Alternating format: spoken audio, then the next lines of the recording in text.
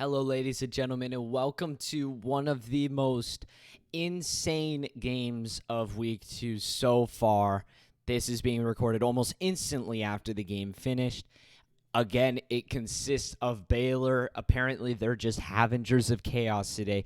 And I'm making this video solely off the fact of what in the world were the referees doing in this game. Before we get into that, like and subscribe would help, comment would help. And I'm going to give you the basic ending of this game, just in case you didn't watch it. Basically, Utah goes down the field. Final score, I'll tell you final score. Final score is 20-13. Utah goes down the field. They get a huge turnover from Baylor after tying the game up. It was just a terrible turnover by Baylor. Pretty much set the game, said and done. Utah's going to luck out. But Utah gets right down the field, and Baylor's like, hey, we're going to let him score so we can try and get this ball back. That's exactly what they do. Utah running back tries to see it but gets pushed in. Utah scores. There's 17 seconds left on the clock. Baylor's just like, we're not going to let this guy kick a last-second field goal. We got to at least try and get this ball back. And it was the right decision because Baylor, they get a little squid kick, and they go right down the field. They snap it, and they throw one right down the field. And there's a dude behind the defense who catches it and steps out with literally 1 second on the clock. I cannot believe my eyes. I'm rooting entirely for Utah in the game, and very, very, very quickly have I just shifted over to rooting for Baylor. I want to see them pull this off, unbelievably pull this off and go to overtime or even win it. And then the final play of the game comes. Utah's like, hey, we're going to send blitz. We're not going to let this guy throw the ball. But he backs up in the pocket, lets the ball fly, and it's one-on-one coverage. Referee standing right there on the pylon. It's to the left side of the end zone. It's a good ball. It's very catchable. And this Utah guy is just wrapping up this Baylor guy. He can't even get his other arm up. It's completely and utterly pass interference. Now, I don't know if there was a pass interference thrown, would it give Baylor another chance?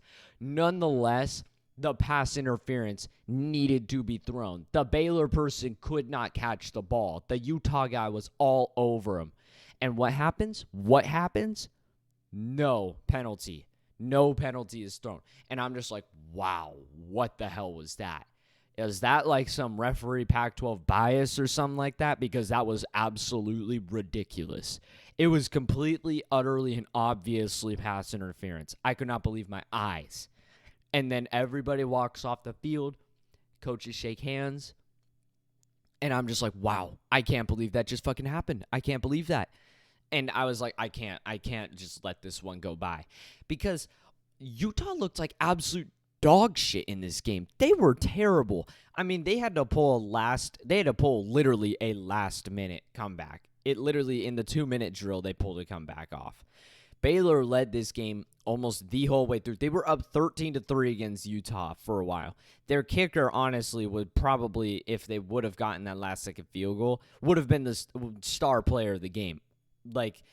Utah only had 6 points going into 2 minutes left in the fourth quarter before they finally put in Nate Johnson or whatever, the other backup quarterback who definitely starts moving the Utah offense better than the other guy could, and scores a touchdown to tie it up. And then Baylor is trying to get something done, and the guy gets hit as he throws, and then Utah picks it right in the 30s. So they're in field goal range. I already explained that, but ultimately, it should not have come down to this. In my top 25 video, I put Utah under Oregon, which I don't know why the committee even put Utah over Oregon because, I mean, just performance-wise, Oregon looks so much better.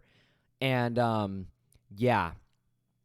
I mean, truly just Baylor didn't even play necessarily bad. I think they mentioned that they are without their starting quarterback. If that's true, that's probably the same thing for the Texas State game. I was honestly I want the Pac-12 to win right now. I want them to succeed because I'm Pac-12. I'm ASU. I want to see my conference do good in its last year. Go out with a bang. I think a lot of people agree with me on that. A lot of people want to see Pac-12 do decent. But how much I would have loved Baylor to win this game how much it would have been such a free video and whatnot. But still, I feel like this nonetheless it's worthy of a video. Definitely nonetheless. I would also say right now, I could be pumping out another video here in a couple minutes.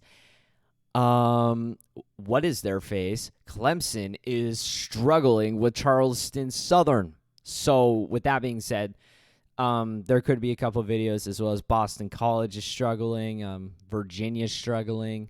Poor Purdue versus Virginia Tech has been delayed since I woke up. And yeah, I just wanted to point this out.